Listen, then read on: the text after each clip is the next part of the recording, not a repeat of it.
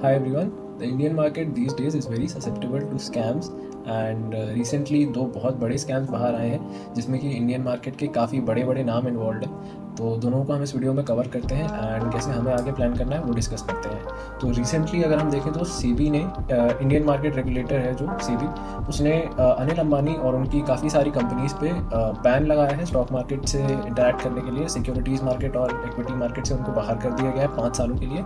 And also if you see that Reliance Home Finance and 14 more companies have been banned for 5 years from directly taking part in the equity market. So this basically means that Anil Ambani now cannot touch the stock market. Well, they can. There are always other ways, but still for the general public, it is supposed to be. And the companies which are being fined by SEBI, आपको list screen पे दिख जाएंगी उनकी। And क्यों हो रहा है ये, इसका मेन रीज़न जानते हैं।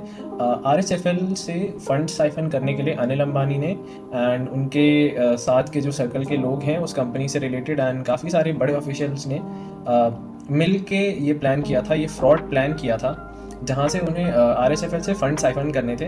एंड उन्होंने वो चीज़ करने के लिए अपनी शेल कंपनीज़ का यूज़ किया जो कि उनसे ही रिलेटेड थी। ये चीज़ सेबी को पता लगने के बाद उन पर 25 करोड़ का फ़ाइन लगाया गया है अनिल अंबानी पे। एंड उनके साथ के जो पार्टनर्स थे उन पे भी अलग अलग अमाउंट के फाइन लगे हैं। तो अभी this whole circle can not get into the stock market. And जब से न्यूज़ आई है we can also see the market has been pretty bearish for the past couple of days, and not just because of this. The second instance which I was talking about was the Hindenburg fiasco that was going on with the SEBI chairperson, what was her name, Madhuri Buch, I guess, and Adani being involved in lot of money laundering because जो हमारी SEBI chairperson है उनका direct involvement है अदानी की shell companies के साथ and direct stake है, even 90% तक का स्टेक है कुछ कंपनीज़ में। तो keeping that in mind the retail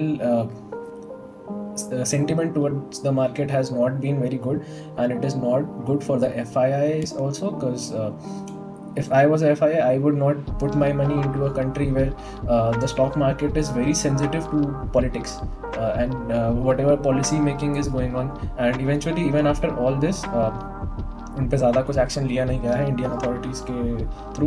and the only statement they had to say in return is that their life is an open book. Well, if you see, अगर हम इसे एक open market consider करते हैं and then the regulator is involved in direct manipulation, or I wouldn't say manipulation but direct activity of the market, or something that amounts to change in the market, so they should also be taking the credibility and accountability for that. And also the judiciary or whatever the regulatory systems are there in our country should also take actions even if the person is on a very high post. So do let me know what you think about this fiasco going on in the comments, and let's move on to the part where we plan how to trade next. So अगर Nifty bank Nifty पे अगर आप index trade करते हैं तो अभी market एक बहुत ही रेंज बाउंड जोन में फंसा हुआ है पिछले कुछ दिनों से। एंड ऊपर Nifty has gone back to its previous high, but bank Nifty में उतनी स्ट्रेंथ अभी दिख नहीं रही है। हो सकता है निफ्टी की रैली कंटिन्यू होने के बाद हमें एक रैली मिले बैंक निफ्टी में, but still looking at all this which is going on in the market currently, the main force जो FII मार्केट मूव करते हैं they are seemingly decreasing their investment from our country. So I am not pretty bullish until unless कोई अच्छी news नहीं आ जाती या कोई government policy change नहीं हो जाती in a very good direction for the market. तब तक के लिए आई वुड स्टे पुट। अगर थोड़ी अच्छी वॉलेटिलिटी बनती है then I will make my positions. And do let me know ये वीडियो आपको कैसा लगा। अगर आपने कुछ सीखा इस वीडियो से please like share subscribe and comment, and until the next video, see you.